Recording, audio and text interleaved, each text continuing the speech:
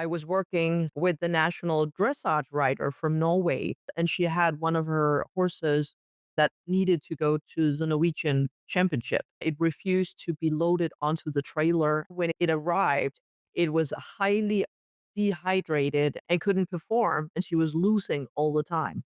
And I told her, I think that your horse is dizzy in the trailer. It can't orientate itself. So can you please telepathically tell the story constantly? Now I'm turning to the right. Now I'm turning to the left, which will give your horse a chance to balance itself when you are changing the direction in the truck.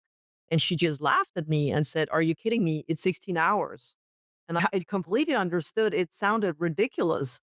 And I told her, "Well, I think it's gonna work, but, don't kill me." And she did it.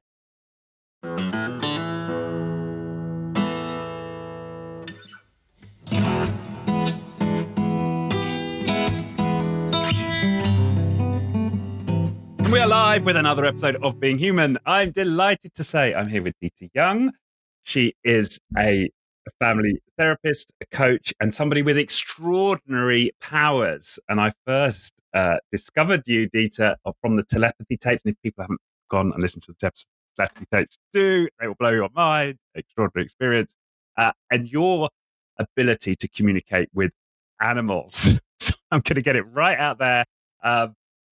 5 years, I was just saying to you before we came on, 5 years ago, if I thought I'd be sitting down with somebody with these kind of powers, I wouldn't have believed you. But I've been on a journey with this podcast and keep finding people, like you. But your story in particular intrigued me and energized me. So I'm delighted to have you here on the show, Dee. Thank you. Thank you for having me on. Great. Um, So let's start the start with you, and we'll come to the speaking with the animals, I'm sure. But I'd love to hear a bit about your background, where you grew up, some of your early experiences that shaped who you are today. Well, I was born in South Korea. I was adopted to Copenhagen, Denmark when I was 1 year old, with my twin sister, and I was always feeling like the odd one out. I looked different, of course, because I don't have blonde hair and blue eyes, and I felt different because I was super sensitive. And back in the 70s and the 80s, we never spoke openly about being sensitive, not in my community. And I grew up in this small city in a house with dogs and chickens with my mom and dad, having a very, very air quote normal childhood. And I always felt the animals communicated to me. But I literally thought that I was the one being crazy or schizophrenic. And I looked at my friends and I saw, well, they're interested in playing with the boys or playing with dolls or in the later teenage years, partying, drinking, partying, drinking, partying, drinking. And I think I tried to adapt to all this, even though I knew there was something bigger that was waiting for me. But I was also very scared about what is this? I had absolutely no one to talk about this with. And I started becoming very interested in filmmaking and TV documentaries, and I wanted to become a journalist. And in my later career, I worked in the news department on our national TV stations called Denmark Radio as a production manager, and that was what had my primary interest. And it was a huge stressful world. The media industry is pretty stressful. So the media industry always had my huge interest, but parallel to that, my abilities increased. And if we turn down time, um, I think I was 19 years old when I contacted a clairvoyance school. And, in UK, Europe in general, it is pretty common that we have schools that's going to teach us about theories and ethics, morality, which is very, very important to me now that we have those high standards. Whereas, I'm sorry, a lot of the clients I meet in America or other countries don't have that focus on a high standard. when it comes to ethics. And I think it's very important to get that straight before we Right. start working with other people, helping them. They're vulnerable people, they're desperate people. So that was pretty important to me. And when I went to this school, I asked my teacher, "Can you shut this off now, please? Because I'm getting crazy here. I hear animals talking to me. I sense that people, when I'm at a party or social gathering, I sense everybody in the room, and I'm going crazy here." And she told me, "Yeah, sure. I can turn it off and I can develop it together with you. And one day you will become a very renowned, famous animal communicator." And I told her, "Sorry, communicator, what?" Yeah, if I've heard of animal communication. And I didn't. I didn't. And I told her, "How can I do this? And why do you want me to do it?" And she said, "Actually, I have no freaking idea, but eventually you'll give birth to a son, a very special gifted son, and you will hold speeches about him." But she couldn't give me the details. And I think it was TEDx and later it was the telepathy tapes. But she never predicted any podcast shows or a stage as big as TEDx back then. And, I developed my abilities and I became faster and stronger with humans to begin with, and I was interested in that animal communication. And then I trained on 40 animals during this education, and I literally took in everything like birds, goldfish, dogs, horses, um and I was trying to figure out, how do I do this? What is the difference between working as a clairvoyant or a medium, psychic, healer, telepath? What is the difference? And I think the news spread really fast, and especially in a country as small as Denmark, when you do well, it spreads very fast, and when you do not that well, it spreads even faster. So I built I built a career very fast because it was somewhat of a niche product I had, and You're telling me, I mean, how many people are there who have this gift? I have taught my methods now to more than 1,000 people. Wow. But when I started, I didn't have any competition at all, No, I can and imagine. which means it was a lonely ride. I didn't have colleagues, I didn't have teachers, I didn't have friends. People just laughed at me. It has been pretty tough. And, parallel to all this, I still worked in the TV industry, and I knew I was gonna choose between the medias or the spiritual world eventually. And then I got interested in working as a therapist and went to a therapeutical education. It took me 4 years while I was working in the news department. And when I was done with that, here came my son, which my teacher predicted, and the son was Philip. And I had no idea that he was born blind, that he had a brain damage, that he was autistic. I thought, as any other parent, or not a thought, I prayed that my child was safe and sound and healthy, and he was quite the opposite. And then my journey started, as an alternative practitioner. Right. Right. And yeah, you will definitely come back to Philip. And for people who want to go and search up the TEDx talk, we'll put the link. But brilliant, brilliant talk about Philip and what you've learned from your mothering of him. Um, but coming back to the animals, right? So some people, obviously listening to this are going to be, you what? Come on, like this is great. So I guess what's an example for you of when you first had a communication with an animal and you were able to know that this wasn't just your imagination, that was something real happening? It's a very good question because you need the feedback from the owner to literally believe that is not your imagination, because telepathy is being transferred through images in front of your inner eyes or a thought in your own head and mind. which will sound like the tone of your own voice, and it will feel very schizophrenic. Or the third one is being very empathetic, and that is transportation of emotions.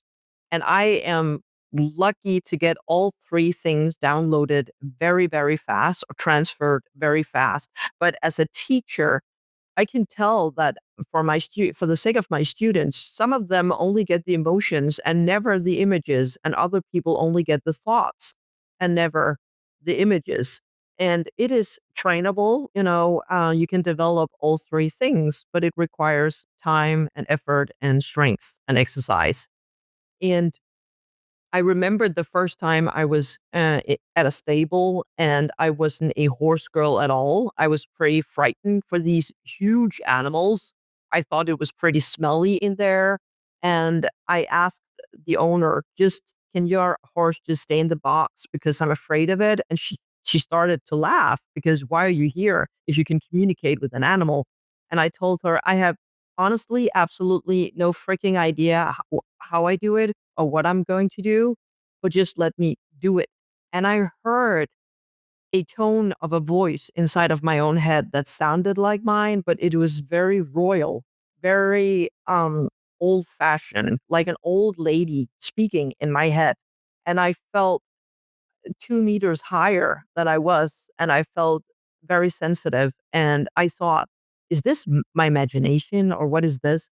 And it occurred to me, no, it's the horse that transfer all this, and I started to open my mouth, created a flow, and told the owner, "I think your horse might be very royal, and he speaks like an old lady, and she cried. The horse owner cried, and she said, "It makes complete sense to her." And I thought, "It makes absolutely no sense to me, but perfect." And that's how the journey began. I knew, "Oh, I'm just the translator." And for the sake of the listeners out there who have animals, I think I cannot find any animal owner on this planet who will not speak with or to their animals. "Oh, are you hungry? Oh, should we go for a walk?" And why do they do that if they don't believe that the animals understand what they're saying? Then we can debate, is it telepathical? Is it signals? Is it just an everyday life routine they react on. But nevertheless, animal owners already speak to their animals. And I think that a lot of sensitive animal owners have tried to have a sense of, I think it might have an ulcer, or I think it might became allergic to this food product, or et cetera, et cetera. And then they are booking a person like me or get help from any other alternative practitioner, a chiropractor, or a veterinarian, and they confirm their intuition, basically. So I Right. think that is how most listeners will feel this in their everyday life around their animals. Right. And I love that. I love that story that the royal lady, and clearly that had an immediate resonance. And for like the super hardcore skeptics, what some of your best retorts to that critique? I discovered this about an animal, and there was no possible way I could have known it. Do you where do you go when you get that kind of challenge?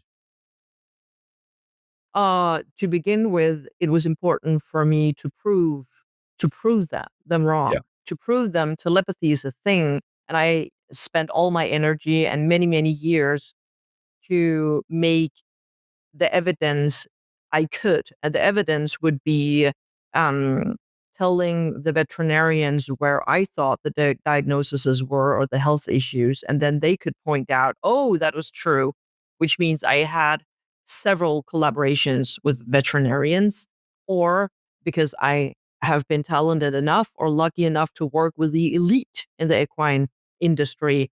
Um, can I get a show jumping horse over the jumps, or can I not? Can I get the dressage horse into the trailer or not?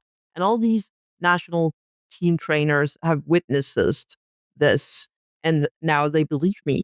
Now it's a thing here in Denmark and in Scandinavia. And that is due to hard, hard effort and work. But after almost 30 years now, what I will tell the critics and the skeptics out there is you have to stay open minded.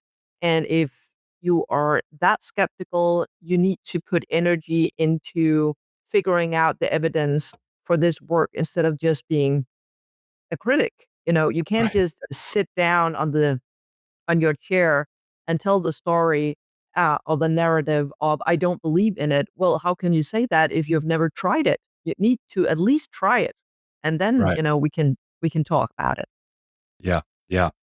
Um, and I wonder if you wouldn't mind repeating the story you said on the telepathy tapes, which got me hooked, um, of the work with the horse in the horse box. Um, I Oh mean, yeah. I just love that story. Would you mind sharing it again here for our listeners? No, it's fine. I think that because there were several stories on the podcast show, the telepathy tapes, but I think the one you are referring to is one of my clients who are a national show jumper here in Denmark, and they have a huge farm with several horses because they sell talented show jumping horses, and 25 of them got sick. And there was a really bad energy out there because people were frustrated and were blaming my client, the owner of the place, and the veterinarians couldn't tell what the pattern were or why 25 horses got sick. And my client asked me, "Can you ask them?" And I thought, 25 horses, forget it. I can't ask 25 of them. So I thought, I'll just ask. I don't know if this is a collective soul or what it was, I communicated with, but I just asked all of them in general, what is going on here? Why are you that sick? And a mutual calling or voice came back to me in my head, which sounded like the tone of my own voice. And it said, we are allergic to the increased amount of water here because of the climate changes. And I thought, oh my God, could this be water allergy? And I told the owner, I think they might have water allergy. And I have no idea if we have a diagnosis called water allergy. But I thought, okay, it makes sense. They're that more sensitive than we are as humans.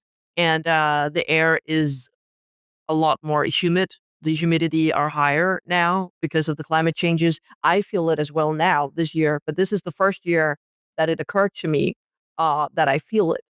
And she said, okay, what should we do about this? And I told her, if I were you, I would exchange the beddings in the entire stable. And that is pretty expensive because it goes for all the boxes in the stable. Right. And Yeah. she began telling me, well, I will not do that. And I said, okay, I'm fine. Well, whatever, rocks your boat. It's not my horses, but you ask for advice. And she did that. She called me an hour later and said, "Oh my God, I'm trying to my best here to exchange the bedding, and it's pretty expensive and it's hard work." Then she sent in test results to Germany because the Danish veterinarians couldn't figure out the problem. Three of them couldn't. And the day after, she called me back and said, "We just got tested positive for water allergy." And a week later, I was like, "Okay, it's a thing." And a week later, after the bedding was exchanged, the 25 horses were healthy again. Yeah. Yeah. Yeah. That's extraordinary. Um, and the other one that you talked about is when I think it was you that the when the horse was in a horse box and being pulled around in the horse box, and when the owner took a turn and hadn't communicated with the horse what was going Mm. on. Is that right? Was that also something that you worked on? Yes, that story also featured in the telepathy Yeah. tapes. I was still working with the national dressage rider from Norway, and she's located in Denmark, in the main country of Denmark called Jutland. And I was visiting her because I'm Copenhagen, the island next to the mainland. And I was there every month, and she had one of her horses that needed to go to the Norwegian championship to get qualified for the Olympics. So it was a pretty important competition. And she asked me to come over because it refused to be loaded onto the trailer and the truck. And it's a 16-hour drive from Denmark to Norway. And usually it got sedated when it was driven to long distance uh, locations, or when it arrived, it was highly dehydrated and needed a lot of fluids and medicine and couldn't perform, and she was losing all the time. And I told her, well, I think, or I sense that your horse is dizzy in the trailer or in the truck. It can't orientate itself because it doesn't have any windows in there. So can you please telepathically tell the story constantly? Now I'm turning to the right. Now I'm turning to the left, which will give your horse a chance to balance itself when you are changing the direction in the truck. And she just laughed at me and said, "Are you kidding me? It's 16 hours." And I completely understood. It sounded ridiculous. And I told her, "Well, I think it's gonna work, but, don't kill me." And, she did it. And for the first time ever, the horse arrived to Norway dry, hydrated, and won the silver medal, which were the end goal for them. And later, they got qualified for the Olympics in Rio, in Brazil. So I have so many successful stories with, regardless if it's elite riders or not, but I have worked with the best of the bests and created results that are difficult to debate when we're done. Yeah, absolutely. And this is that it was stories like that that really pulled me in. I mean, I'm somebody who meditates a bit. I've got an open mind, but I've never experienced telepathy with an animal. But when you hear enough of these stories, so in my case, I'm like, okay, that there must be something here. Um, And I think, Richard, the good part about those stories on the podcast, because right now it's only you and I solo in here, but on the telepathy tapes, I had the writers in there with me in the studio to tell the story themselves. So it wasn't just me and my imagination trying to applaud myself or my ego, but it was them telling the story about the right. work we did. Yeah. And what's fascinating there is this show jumper who presumably up until that point didn't believe that she had any of these powers, just tried it and it worked. I mean, that's even more extraordinary at some level, right? That it was just a regular human who who Yeah, and achieved success. I think a lot of people think that it is only for very special gifted people, or you need to be born with a talent. And I teach my methods all the time to those who are interested. All it requires is an open mind, generally. Uh, but of course, anybody can play football. And then we have, you know, some very talented football players or soccer players. Some people have more flair to it than others, but every single person on this planet who have interest in this can learn telepathy. Right. Yeah. Um, and then I think it's worth mentioning the punchline to that story with the truck and the trailer, and that is wasn't it that someone then forgot to do it, and Mhm. we saw the pattern recur. Was that right? Yeah. The writer's groom who helps her with all the hard work when she compete, forgot to tell her, forgot to tell the horse. And the writer also forgot to tell the horse about the whereabouts and the directions on the way back. And then it got sick immediately and got Yeah. sedated and was dehydrated. So that's what I love about working with animals, is very specific, and the consequences are just as equally specific when they don't Yeah. do as they should do. Right. Um, Now you said you've taught this to thousands. So yeah, give me some examples of people who've come in, right? They're like, there's no way I'm going to get this, but I'm going to try it anyway, right? I'm going to do the course and see what happens, and and have developed some ability. It'd be interesting to hear, you know, where you've had people like that who didn't have any prior abilities and then were able to develop. I have two classes. One is where I am physically present here in Denmark. Right now, I think it's going to get wider or bigger internationally because of the big breakthrough I've just had, thanks to TEDx and the telepathy tapes and Yeah. other podcasts. And then I have an online class. but the methods I teach is basically the same. The difference is, am I present, physically present or not? But let's take the example of being physically present. The first, the students always ask me if they should do tests before coming into my education. And I'm like, no, you don't need me to test you because I know that I can teach you my methods. And when they're there, the first exercise I pass on to them is a closed envelope. And in that envelope is a picture of animals. And some of them are their own animals, other are completely strange animals they've never met in their lives. And they don't know it because I just blinded them. And then I'm going to do a technique where I'm going to activate part of the brain that makes them capable of practicing telepathy. And then I'm going to ask them, can you tell me what's in the envelope? And they're freaked out to begin with. They're like, hell no. I'm sorry, my language. I can't. And I'm asking them because I know it's either transported by images or emotions or thoughts. And that's what I'm looking for. So I'm asking them, do you see anything? Do you hear anything? Or do you feel anything? And 95% of them are spot on. They can tell me, oh, 95% in the first 95%. exercise. Yeah, it takes about 5 minutes to do this. 95% of them are spot on. They can either tell me where they have health issues, a personality profile, like I told you about the Royal Yeah, Majestical right. mare, or they can tell me literally what kind of colors or what kind of animals is on the picture. It is. Yeah. And that but big key to this is you activating them. So Mm. you engage in some kind of energetic technique that turns on, some facility in them. Is that what's key here? Yeah, the key is to lower the brain waves, basically. And Right. I think all listeners, I do hope so, lower the brain waves before they get to sleep at night. And the spiritual people know that the gateway are wider and more open just before we fall asleep. Then they sense another soul's presence, or they hear messages from the other side or something like that.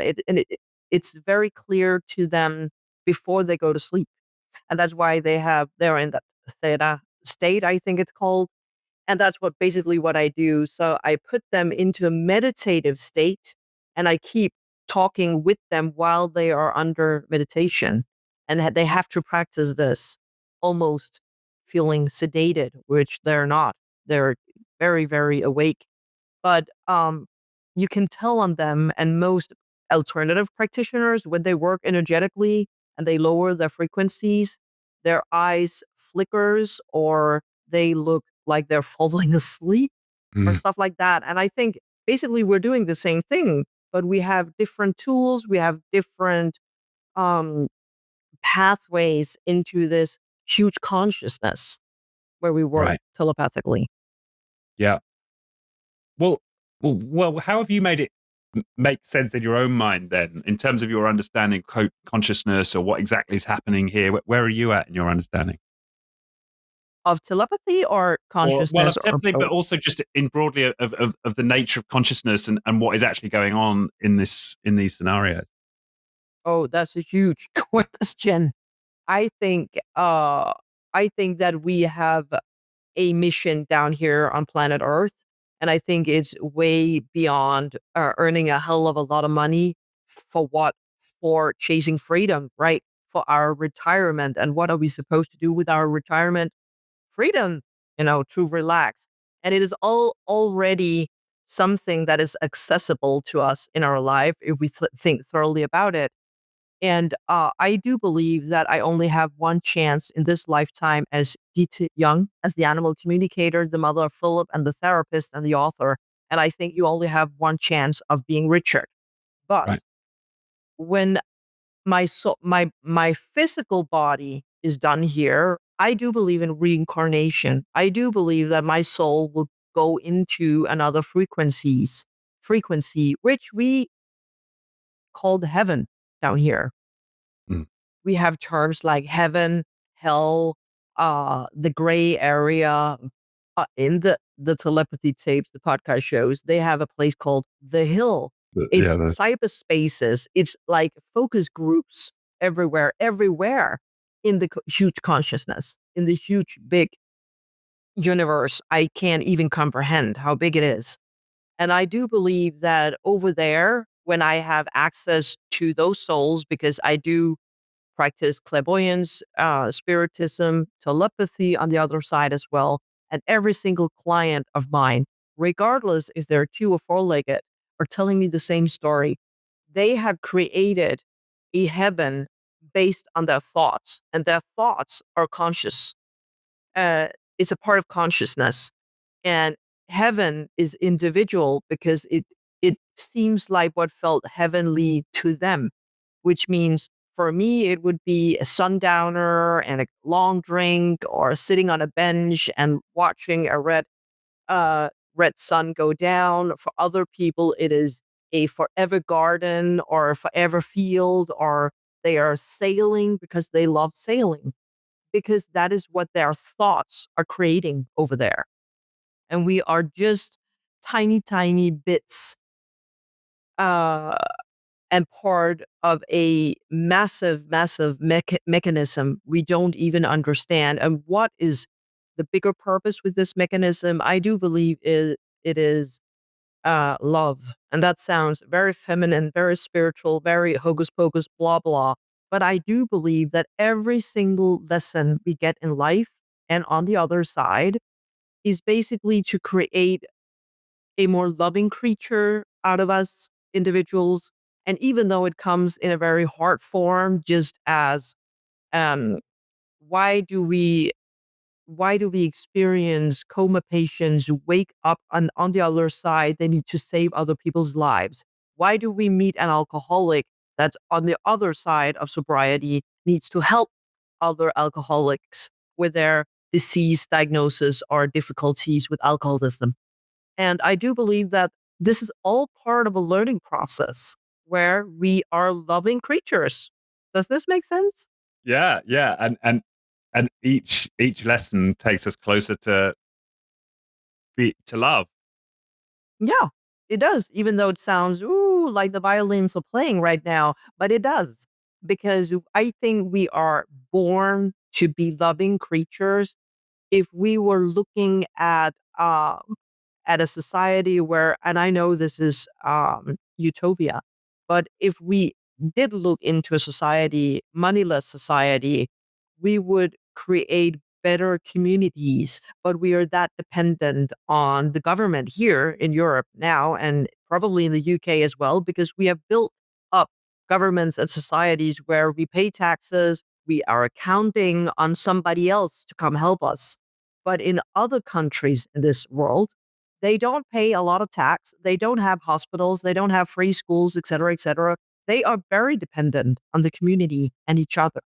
And when we don't understand that, I think this might sound irrational, but I do believe it's not a coincidence when huge worldwide crises are coming over us, or it is trying to learn us to stick together and stick through it.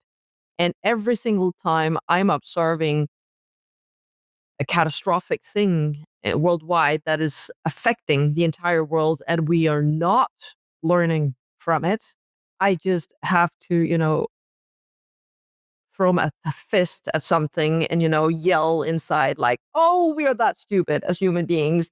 We get a second chance and it becomes worse and worse and worse until we understand the greater meaning of um, sticking together as a collective. Right, right, yeah. And that resonates with me because I also have a story with alcohol, and just on a micro level of my own experience, yeah, it had to get worse and worse and worse and worse until I finally, I finally learned to surrender. Yeah, ultimately to a loving a loving presence, which I understand it to be now. It started off being going to the rooms, to those 12-step groups, but I understand it now to be a broader process of surrender to love. And what did you use it for? teach other people or help other people with Yeah, their ultimately through the issue. Yeah. podcast and other means. Exactly. Yeah. Yeah. Yeah. That's so true. That makes complete sense. Um, coming coming back to the teaching that you do, and the 95%. Um, what what starts to shift for people in general as they develop these abilities? Because obviously is the communication with the animals, but I'm curious to know how else people shift as they develop these skills. Hmm. They become faster and stronger as a telepath, of course, because it's just as going to the gym. It's just a part of a muscle in the brain. And when you practice telepathy or you exercise on an everyday basis, you get faster and you get stronger. And then there's room to develop more. So, to begin with, some people are just interested in animal communication and then they develop clairvoyance or oh, other spiritual abilities they already have. But I think the most important part of the journey for my students are they get to trust their intuition better. They get to trust themselves, which means they become less loyal to authorities. Not that I'm saying that we shouldn't believe in authorities, but maybe we should believe in ourselves first and what we Right. think and feel is correct, but because a lot of us were brought up with um shutting down our emotions or adapting to other people for a need for belonging, we stopped believing in who we were. And that's what they're winning back during this process. And most of my students think it's beautiful that the journey is not only about animal communication, but a personal growth journey instead. Right. And as you say that, I'm curious to know, I wonder how much the fact you're an adoptee and you spoke earlier in this podcast about not fitting in, you already didn't have that strong link with authority in the way you might have done had had you not been adopted. Would that be right? I was a believer in authorities in my adolescence, but everything changed when I became a mom to Philip because I met, I'm sorry, air quote, the system. And the system in many parts of the world is based around financial difficulties. And just to be honest, it shouldn't be about this. It should be about humanity and about the individual and helping a vulnerable soul. And maybe looking into why do we have an increased amount of diagnosed children now instead of what do they cost society instead. But when I met the system, the hospitals, the psychiatrists, I met a compartmentalized system that was that shut down, rigid, and yeah, compartmentalized, that I lost my faith in the authorities and started to believe in my son even better and my own skills even better as a telepath and the mother I was. And my hope is to share my knowledge to as many families as well in my work in Denmark and internationally. And when people start believing in themselves, I know they will become more loving people because when they get frustrated and annoyed, it is because they're not being met. Their needs aren't being understood. And that causes frustrations. Yeah. Yeah. And tell us a bit more about Philip and his diagnosis and yeah, your work with him. Yeah, thank you for asking. Well, uh, as I started out telling you on this podcast, he was born blind. He has a minor brain damage and he's autistic. And I think it was a nightmare, to be honest, because what went wrong here? Why did I get the neurodivergent son? You know, I've done everything right. I quit smoking. I never drank alcohol. I never took drugs. You know, what's going on here? And I actually went to a church in Copenhagen and filed a complaint to God. And I told God, you know what? I'm sorry. Go feed yourself. Why are you doing this to me? I'm helping animals here. I'm helping children. Why couldn't I get a normal functioning neurotypical child? And I heard a voice if you believe in God, the universe, or consciousness, I heard a voice that said, read the book of Job. And I thought, read a book? Are you kidding me? I just needed to get rid of this, frustration. And very quickly, I just glanced into the book of Job, and Job told God, I, if I remember this correctly, why me? Why me? Why do you put all this suffering onto me? And God said to Job, if not you, then who? And then I thought, oh my God, do I want anybody to be the mother of Philip? Do I want anybody to struggle what I'm struggling with? And I actually get very emotional now by telling this story. And I thought I wouldn't wish this for my worst enemy. I don't have enemies, but it's just the saying on this planet. And then I just pulled myself back up and I fought for my son who was blind. Now he can see. The doctors told me he can never develop. He can develop. They told me he'll never grow in a growth scale that is normal, like normal functioning kids. But he did. And I proved them wrong over and over and over again. So I have had parallel battles in my private life with Philip and in my career life as an animal communicator when nobody believed me.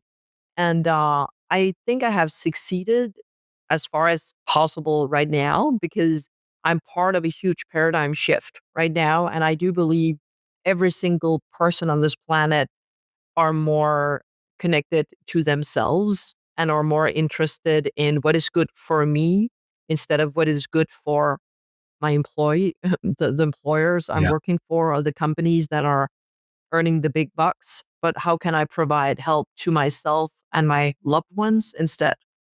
And Philip has definitely been part of that journey because I wasn't ready to quit my job in the TV industry. Actually, I loved my job, even though I was interested in animal communication and telepathy, but I loved working with news. But in came Philip, and he kind of forced me, being him, to make it impossible to have that kind of job that it required for me Yeah. because working in a news station wasn't an 8 to 4 job. It was Yeah, a I've had experience 24/4. working in news environments. So It's like yeah, freaking 24 hours a day. exactly.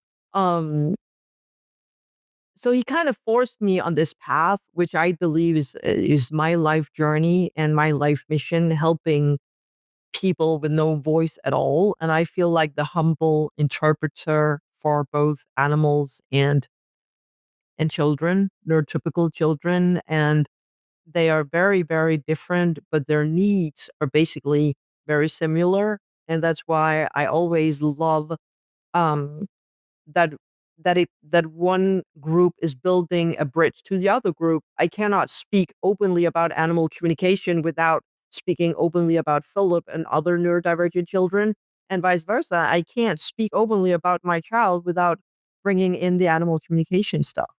Yeah, yes. And have you developed? Is he verbal, Philip? No. He's not verbal, but he can say yes or no or the weekday, but creating long sentences requires way too much for Philip. Right. And have you developed a telepathic communication with Philip? Yeah, I did. And he said it is easier to communicate telepathically, and which I get because I think it's easier as well. It's always a hassle communicating, downloading images, thoughts, and emotions from an animal, and remember to get it translated to the owner. But I have to do it because they're the one paying for my services. But it would be a lot easier if I just could, write it down, which I do when I work remotely. And Philip and I have tested this over and over again. He's not that talented as the children we hear about in the podcast, the telepathy tapes, but it's because I never put a lot of effort in doing that because I wanted him to become verbal instead Mm, and to develop his eyesight instead. But in the future, I would look at the telepathy tapes because he's featured in it. right. Right. And yeah, what you're pointing at there is something I found fascinating in the telepathy tapes was that these the non-verbal autists who've developed this ability to communicate mind to mind was kind of frustrated that us regular humans, always want to speak in language because for them it's so much more efficient just to talk mind to mind. And that blew me away, right? That capability potentially exists for all of us, and we're sort of stuck speaking in words. It's a fascinating idea. I think I think that we are all born with this gift, telepathic gift. I think all children pick up on the energies, the mood swings from both their parents or the family members, and they react on it. So I do believe that neurotypical children have the same capacity and the same ability, but then they enter the system, they enter the schools, or they are being brought up with parents where they need to explain themselves all the time. And then we vocabularize a lot of things instead of feeling each other instead. Yeah. Yeah, it reminds me once I went on this men's. Now it's just coming back to me. I went on a men's weekend, men's retreat, right? Where's this, this idea that you find it's a growing into your manly spirit, right? So I went on one of these weekends, and we all got put into pods, and the exercise was to choose a leader for our pod, and we weren't allowed to speak. We all started standing, and the instruction was each of you sit down as soon as you realize you're not the leader of the group. Um, and so gradually, one by one, members of the pod, sat down, and I was left with this other guy. It was just me and this other guy standing, and I was like, I want to be the leader. My ego's just raging. I'm going to stand this out. And at a certain point, I just realized this guy's, this scenario, this guy's the alpha, and I sat down, and we made the perfect choice. Uh, and we were just tuning in. We were just tuning in to the energy of that situation, and that makes me think, and just as you're speaking, how many other scenarios in life could we solve in a process similar to that, doesn't require any words, just us feeling into the situation. So many if we don't make it difficult. If it is such an interesting test or a group thing you just had there, Richard, and you can see it in a pack or with cups. Like every single animal on this planet will find their own hierarchy if we don't intervene in it. They will find the alpha. They will find the dominant one. Um, it's in our nature. But I think if we could sense that, we could we could use that in companies as well. Yeah, If we could tune into who do we connect with, who do we feel safe with, we could divide their own divisions. We could create their own departments if we wanted to. If people dare to believe that instead of you had this on your resume, then we can put you in there or we can put you in there. That could be a fun tangent to do. yeah. And just, yeah, absolutely for hierarchy and organizing, but also just that you can imagine. I'm just kind of speculating here, but you can imagine scenarios where you've got strategic options, and instead of getting into verbal debate and back and forth, you just as a group sensed into what resonated and what might be the best path forward, and you kind of developed a collective intuition. uh, I can Yeah. immediately imagine so many scenarios that could be resolved far more easily, and, But and effectively. But just before we started, I asked you what kind of listeners do you have, and you said a lot of executives in here. Yeah, And I think, or I'm assuming that you are working with executives, and a lot of CEOs and executives are asking me about my clairvoyant services. And during these sessions, I basically just give them confirmations in solutions that they already had inside of themselves, but yeah, they needed support to go do it in practice and practice it in real life. And I think that becoming an authentic leader is a new thing. And I think a lot of executives and CEOs out there already know about those terms. They need to believe in themselves, trust their intuitions, trust what is coming to them without being able to explain it, and then just do it, and that's all part of the new time. Does Yeah. this make sense to you, Richard, It with makes your complete sense, experience? and the other thing it's bringing back is, I spent a long time as a management consultant, and very often you're in a scenario where an executive brings you in, you go through all the numbers, you do the analysis, you come up with the options paper, and you play it back, and you just play back what they already knew they wanted to do. They just wanted to have permission from the consultants to go ahead and make the decision they knew they wanted to make anyway. And we might be doing a lot of management consultants out of a job here, but yeah, it just illustrates the fact that there is a knowing, I think, in each of us. Uh, Except it's just, can we develop our ability to tune in? And I think there's also a knowing, as per that group, there's a knowing that exists collectively, and a bit like the horses you spoke to, right? There was a knowing in that 25 horses that it was something about the water that you tuned Mhm. into, Exactly. and so yeah, it doesn't. Yeah, I mean, in fact, I find it quite encouraging that you're now starting to work with executives, because I think the more that we can bring an awareness and an ability to value these qualities of our human experience in the workplace, the better it will be. Because, as we also spoke about, I think this alignment to intuition is also ultimately alignment to love. Yeah. Because that's what it seems to me we're tapping into. Yeah, I totally agree. Totally. It can only get better, It can only get better Yeah. Um, because when that I don't know about the UK, but stress has been a folks disease for many years here in Scandinavia. And I think it's interesting that I know a lot of people are trying to file lawsuits against companies right now for coming down with stress. And if they win them, it's gonna be it's gonna be very interesting because if we can take the responsibility and put them onto the companies, how they treat their employees or the staff members, they should think more thoroughly about the humans' rights and balancing them instead of earning a hell of a lot of money. yeah. Yeah. I think.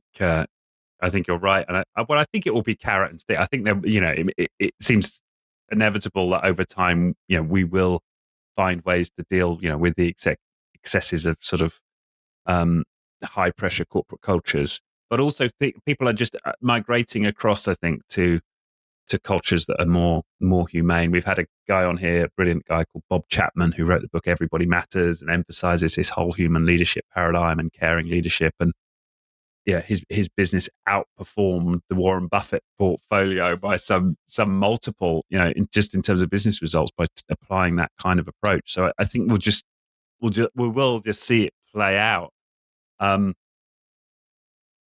through competition, if nothing else, through just the businesses that treat their staff the best, winning in the marketplace.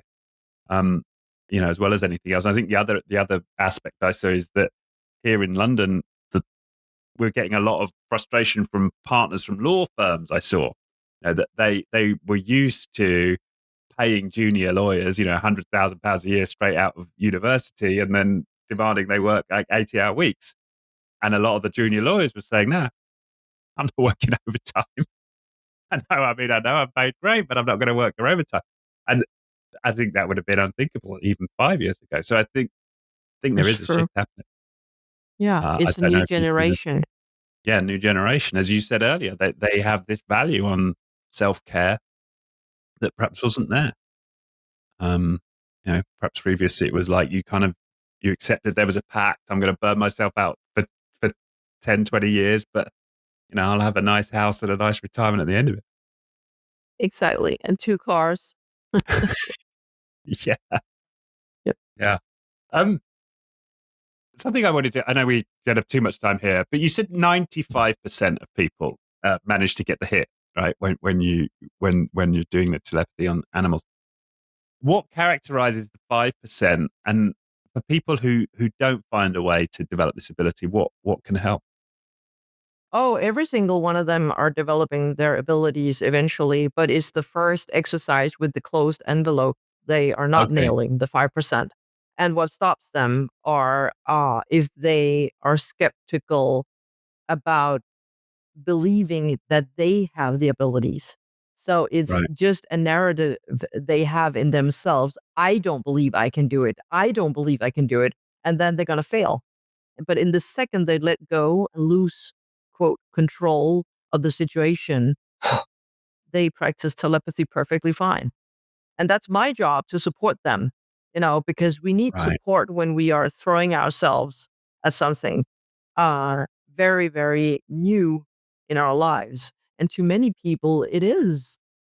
It is stepping over a boundary, feeling huge responsibilities with what the informations are that the animals are bringing here, because some of them are telling the story of I don't thrive here, help me, or I have these health issues, please help me.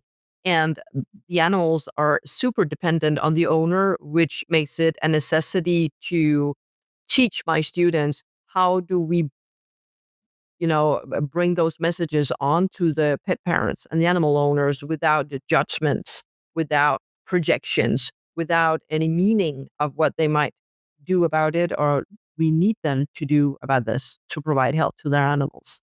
That's delicate. Yeah, yeah. But what's interesting is you so 100% ultimately get it. They find Yeah. a way to let go of that narrative that I don't believe. Yeah.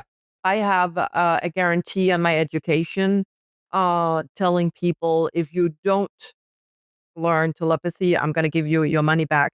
And nobody have ever claimed those money because every single person on my classes learned telepathy. Mm, yeah, I mean, I just find this extraordinary, and I think this is why telepathy tapes is such a phenomenon. And you're part of that. Is that is the stories coming out, and that you know if you've got a belief that this is just all nonsense and it's kooky and it's woo woo and it's and then you're saying no, 100% of my students learn this stuff. It's Yeah. just, And it's such a joy that it's being documented right now, and they're filming the telepathy tapes as well. So to the non-believers and the skeptics, please go to the movies yeah, very soon. yeah, that's right. There's going to be a big production right version of the Yeah. telepathy tape. Um, yeah, and of course there'll still be skeptics, but I think the number of people believing that these things are real and we can develop them is just going to grow uh, and grow. Um, we talked earlier, I know we've not got time here.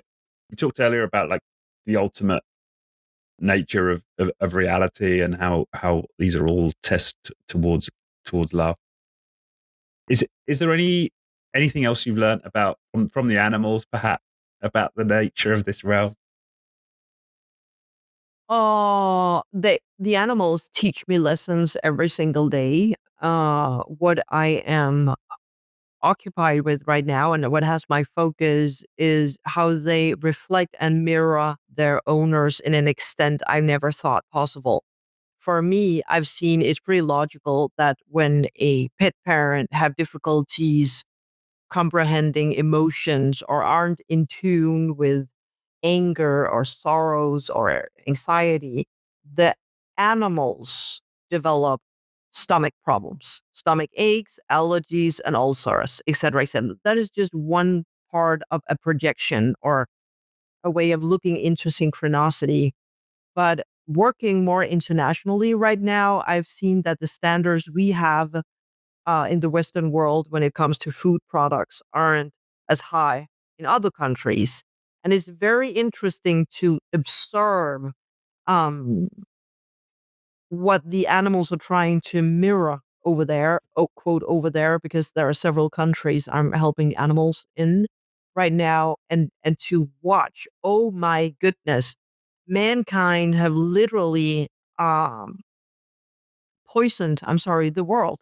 We have polluted every single thing we touch upon right now. And it's frightening and it's scary.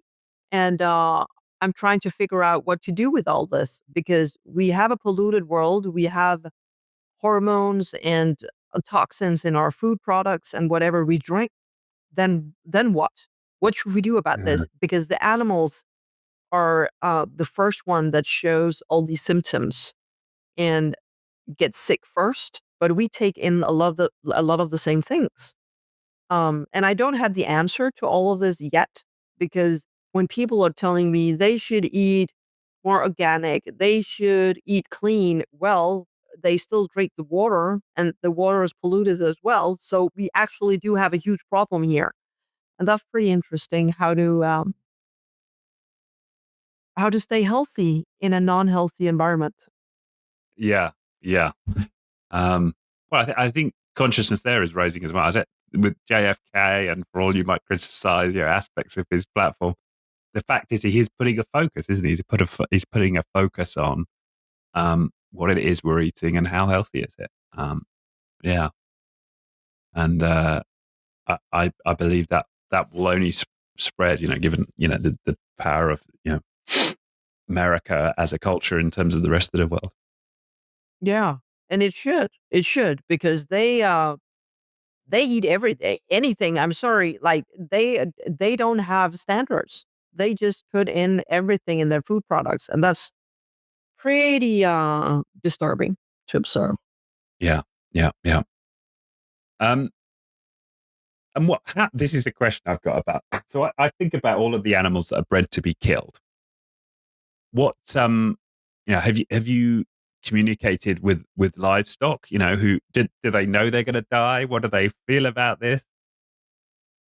They don't think about, dying. They're just thinking about eating or getting into nature, and it has been so interesting because regardless if it is the animals bred to be killed so we can eat them or it is, animals in the zoos or animals in the wild or animals in circus, etc., etc. People have debated this over and over and they have an opinion. Oh my God, they have an opinion about this. But when I ask the animals, what do you think about being captivated or what do you think about being slaughtered?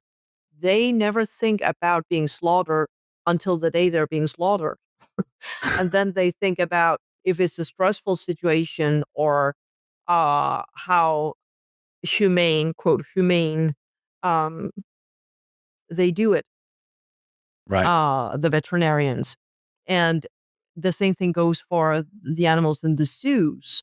Do you think you are captivated? And the answer back to me is, Am I captivated? Because they don't know anything else. And that is quite sad, in some situations.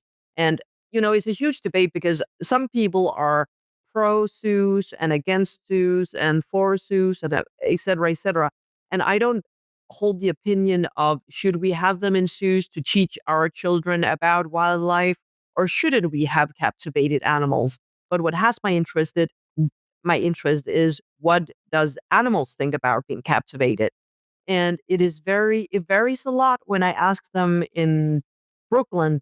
The Brooklyn Zoo are bigger and they don't fancy it, but they don't think about being under captivity. But when I ask them in the Copenhagen Zoo with less room for movements, they know they're captivated. So that's pretty interesting as well. Right. Okay. But yeah, that's an interesting answer about the livestock. They don't think about death. They're not. Animals tend to be more in the moment? They're not thinking about the future so much. They're just thinking about, is that right? What, like, right now, and what my needs are. Exactly. They're just in the now because they never developed that part of the brain that makes them capable of thinking, what am I supposed to do tomorrow? Or, oh, it felt great with those grass fields two weeks ago.